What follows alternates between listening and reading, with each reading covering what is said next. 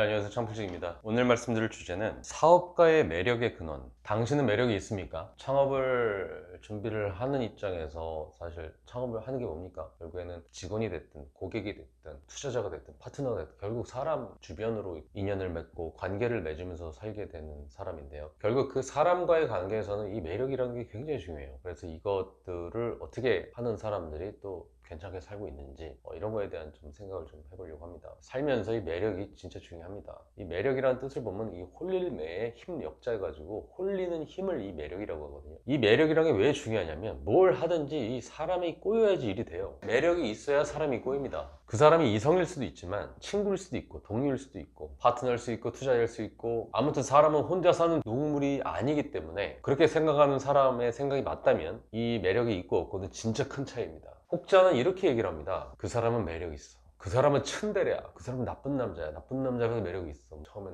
앞에서는 나쁘게 하는데 뒤에서 뭐 챙겨줘. 이런 얘기들을 하는데 그런 뜻이 아닙니다. 이 매력이. 매력이라는 거의 진짜 뜻은 그렇게 생겨먹은 사람의 그 본연의 기운이 풍기는 거거든요. 자기 생겨먹은 대로 꾸밈 없는 그것들이 풍겼을 때 그 풍기는 게 좋게 느껴지는 사람이 저 사람 매력이 있어. 이렇게 얘기를 하는 거란 얘기예요. 한마디로 매력을 발산하는 누군가가 츤데레라서 매력이 있는 게 아니라 자기 생겨먹은 대로 하다 보니까 까칠하게 그게 살아가는데 그걸 바라보는 누군가가 그거를 매력 있게 봐지는 거란 얘기죠. 이게 엄청 웃긴 겁니다. 지 멋대로 살아가는 놈, 지 생긴 대로 살아가는 놈, 지 스타일대로 우직하게 나가는 놈, 이런 사람들이 매력적으로 보인다는 거예요. 근데 이 매력적이려면 여기서 한 가지를 더 가지고 있어야 되는데 그게 바로 한결같음이에요. 나쁜 성격이든 깔끔한 성격이든 시간이 지나서 일이 변하고 절이 변하고 하는 게 아니라 원석 그대로 꾸준히 그대로 살아가는 겁니다. 생각을 한번 해보자고요. 성격이 개떡 같은 사장이 있다고 쳐보고 그 개떡같이 사는 사장 밑에서 일한 직원이 있다고 한번 쳐보세요. 처음엔 그 직원도 이 개떡 같은 성격의 소유자인 이 사장이 싫었지만 어느 순간 이 한결같이 개떡 같은 성격들을 계속 보다 보니까 개떡 같은 성격 안에서 왠지 모를 그 사람에 대한 그 애잔함이 몰려오고 보다 보니까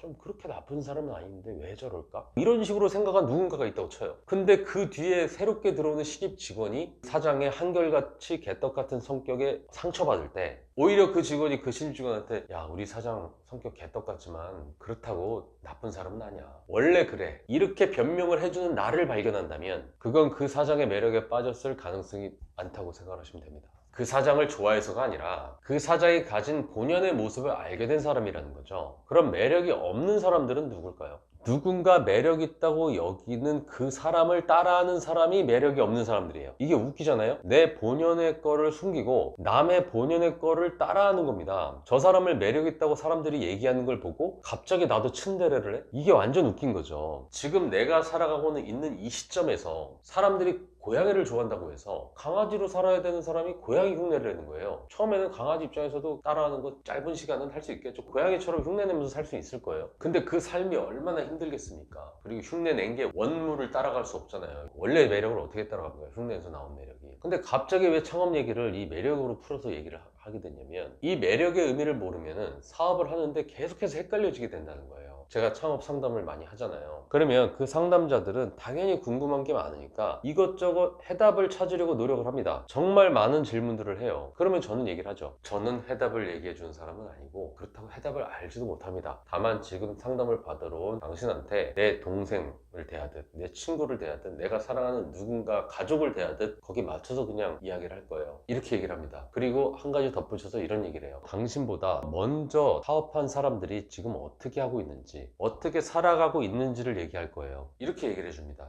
이게 뭔 얘기냐면 창업시장, 이 사업을 하는 이 세계는 그야말로 약육강식의 동물의 왕국이거든요. 이 동물의 왕국에서는 각 동물마다 살아가는 방식이 다 틀려요. 자신만의 매력으로 살아가는 겁니다. 누구는 동물의 왕, 맹수처럼 시장을 장악하면서 살아가기도 하고 누구는 기린처럼 쉽게 먹지 못하는 키가 큰 나무의 잎을 뜯어먹기도 해요. 누구는 카멜레온처럼 이리저리 자기 몸 색깔 바꿔가면서 살고 누구는 한 마리를 낳아서 몇 년 동안 자기 뱃속에 집어넣어 보호하면서 키우는 캥거루가 있다면 누구는 수백 마리를 낳아서 수백 마리가 죽고 몇 마리 남겨 보존하는 악어도 있는 거예요. 저는 미리 창업시장에서 자신만의 방식으로 살아가는 사람들의 이야기를 들려줄 뿐인 겁니다. 왜냐면 저는 오늘 찾아온 이 초보 창업자들보다는 잘 볼 거 아니에요. 그 살아가는 본질에 대한 것들을 그들보다 제가 많이 알 거 아닙니까? 처음에는 생존을 위해서 자기 색깔을 잘 몰라. 그러니까 자기만의 매력을 발휘 못하죠. 그렇지만 그 사람들의 각자의 매력, 각자의 답을 가지고 살아가는 모습을 보고 처음에는 그 사람들을 벤치마킹해서 살아갈 수 있겠죠. 마음에 드는 구성을 해서 먼저 살아갈 수 있을 겁니다. 따라할 수도 있겠죠. 근데 결국 자기만의 길을 찾지 않으면, 자기만의 매력을 찾지 않고 사업을 하게 되면 열심히 살았지만 결국에는 죽거나 도태될 수가 있다는 겁니다. 그래서 제가 이 창업시장에서는 모범생을 싫어하는 거예요. 이 모범생들은 꼭 해답을 찾으려고 하고 꼭 나보다 나은 사람의 누군가의 얘기를 듣고 실행하려 합니다. 이게 다 말 잘 듣고 누구보다 더 숙제를 잘 풀어서 성공했던 기억이 있어서예요. 그 루틴이 있는 겁니다. 엄마 말 잘 듣고 선생님 말 잘 들어서 당시 남들보다 잘해서 칭송받던 기억이 있고 누군가에게 지령을 받아서 실행하고 남들보다 더 성과를 냈던 기억이 있어서 그 말 듣고 성실하게 공부하고 실행해서 좋은 대학 가고 좋은 스펙 쌓아서 좋은 직장 들어가서 인정받았던 그 좋은 기억이 있어서란 말이에요. 그래서 이 창업시장에서도 뭔가 해답이 있다고 생각을 하는 거죠. 근데 그런 삶을 창업시장에서도 계속 유지를 한다고 하는 거는 제 입장에서는 정말 최악인 겁니다.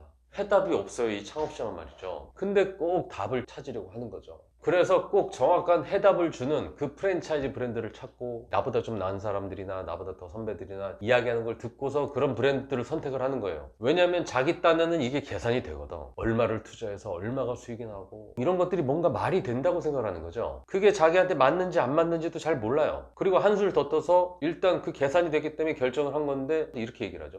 그 회사는 시스템이 좋아서 이렇게 선택을 했습니다. 시스템은 무슨 시스템이 있어요. 진짜 시스템 같은 소리 하고 있는 거고 나를 효율적으로 뽑아먹는 시스템이고 그 사람들도 자기 사업하는 사람들이잖아요. 나도 사업하는 사람이고 그 사람도 사업을 하는 거야. 그럼 중요한 건 결국에는 본사가 돈을 많이 벌면은 가맹점에서 수익을 많이 가져가니까 돈을 버는 거고 가맹점이 많이 가져가는 시스템들은 본사가 수익을 덜 가져가는 시스템인 건데 결국 이거로다가 조율해가지고 하는 관계인데 사업이라는 게 그 시스템이 있을 수가 없죠. 그 회사의 수익 보전 시스템에 내가 일원이 되는 거지. 당신의 수익을 착하게 보존해주는 그런 시스템이 아니란 얘기예요. 가끔 자식을 아주 사랑하시는 분들이 미국에 막 유학 보내고 이러시는 분들을 제가 봅니다. 근데 그 미국 유학을 보내는 이유가 그 자식이 잘 되길 바라는 마음이고 1억씩 막 보내요. 만약에 그 자식이 5년 동안 유학을 했다고 칩시다. 그럼 5년이면 곱하기 1억이다 하면 5억이잖아요. 그러면 그 자식이 5년 동안 5억을 썼어. 산술적으로 그 5억을 투자를 받은 그 자식이 5억을 회수를 하려면 얼마나 걸릴까요? 좋은 곳에 취직이 돼도 5억을 직장 생활에서 벌려면 이게 계산되나요? 계산도 안 됩니다. 이게 수십 년이 걸릴지 평생 남 밑에서 무슨 그거를 회수를 어떻게 합니까? 근데 그런 계산도 없이 거기 가면 무슨 인맥을 썼고 또 우리나라 그 교육열이 또 심하니까 물론 돈이 많으신 분들이니까 뭐 이래저래 뭐 쓰는 거 부담 없으셔도 어쨌든 거기 가면 뭐 인생을 배우고 인맥을 쌓게 되고 어떻게든 될 거야. 그 돈 있는 애들 틈바구니에서 뭐 일단 잘하라. 아니면은 부모 입장에서도 내가 좀 알아주는 친구들한테도 좀 쪽팔리지 않은 뭐 서울대나 연구대 갔으면 좋겠는데 얘가 공부를 못해. 그럼 미국 유학이라도 보냈다. 이런 것들이 또 가오가 사니까 뭐 그렇게 하셨을 수도 있겠죠. 근데 이게 참 문제가 뭐냐면 돈을 많이 벌길 바라고 성공하길 바라는 마음이 자식을 위하는 부모의 마음이라고 한다면 그냥 5억이 아니라 단돈 5천이라도 주고 네 맘대로 아니 5천까지도 안 가. 한 1, 2천이라도 주고 이 돈 가지고 네 맘대로 한번 해봐. 어떻게 하든 살아보려고 하면은 실패를 하든 성공을 하든 어쨌든 자기 스스로 뭔가를 했던 그 경험치라도 알게 되고 뭔가를 느끼게 되고 그 감이라도 잡게 되는 건데 나이만 먹고 어떻게 살아야 될지 길도 모르고 나이 30 돼가지고 엄마 나 이제 유학 5년 갔다 왔으니까 나 뭐 해야 돼? 이렇게 나이만 먹고 시간만 주긴 이런 사람이 돼버리는 거예요. 그저 미국 대학 수익 보전 시스템에 내 자식을 넘기는 거죠. 그냥 아무 자신만의 그거를 경험하지 못하고 그냥 맥락 없이 그거를 투자를 하고 그렇게 살아가는 거랑 좀 비슷하지 않나요? 결국 사업이든 매력이든 내 시기가 있어요. 내 매력이 포텐이 터지는 그 시기라는 게 있습니다. 결국 자신만의 방향성을 발견하는 사람이 운이 좋은 거고 그 방향성을 가지고 꾸준하게 해서 그 어느 그 운과 맞닿는 그 시기 매력을 가지고 꾸준하게 했을 때 그 시기를 만들었을 때 포텐이 터지는 거죠. 다 각자 자기의 무대는 있는 겁니다. 나만의 무대를 만나기 전까지는 실력을 키우는 거고 결국 회전목마는 돌게 되고 내 차례는 오게 되는 거예요. 10년 전에 만약에 절대 하지 말아야 될 테니스장 사업이 있다고 한번 쳐보자고요. 그러면 남들 안 할 때 니 왜 테니스장을 해? 그 돈도 안 되는 거? 이런 말을 들으면서도 그 사업을 내 매력을 가지고 내가 잘하는 거라고 생각을 하고 10년 동안 하면서 노하우가 쌓였다고 쳐봅시다. 그러면 10년 뒤에 갑자기 테니스 붐이 일어났어. 그러면 그 테니스장은 떡상을 따라가는 거고 그 10년간의 노하우는 누구도 따라오지 못하게 되는 거고 그 시기에 운과 마주쳐가지고 사업적으로도 번창이 되는 거죠. 빛을 발하는 겁니다. 근데 그걸 보고서 아 지금 테니스가 매력이 있네? 그 매력을 하게 나도 그럼 테니스 해야 되겠다. 그때 시작을 한 사람은 늦는 겁니다. 근데 항상 이렇게 붐이 일어날 때 따라쟁이로 사는 게 이 창업시장에서 주예요. 남들 안 하는 운동이든 남들 안 하는 공부를 했다고 하더라도 세상의 궤적에 따라서 빛을 발하는 시기도 생깁니다. 남들 안 하는 공부가 10년 뒤에 그 인기를 발하는 시기도 나와요. 당시에는 왜 그런 거래? 이런 소리를 들었던 건데 결국 시간이 지나면서 그 내공과 매력이 깊어지고 내 무대가 열리면서 떡상을 하게 되는 거죠. 그게 바로 운이라는 겁니다. 어쨌든 사업은 운이 좀 받쳐줘야 돼요. 왜냐면 직장 생활은 남의 배를 타고 가는 거잖아요. 남의 배의 운으로 사는 거죠. 그 위에서 타가지고 사는 사람이니까. 근데 사업이나 창업은 내 배를 가지고 배가 크든 작든 내 항로로 내가 길 따라서 가는 게 사업이잖아요.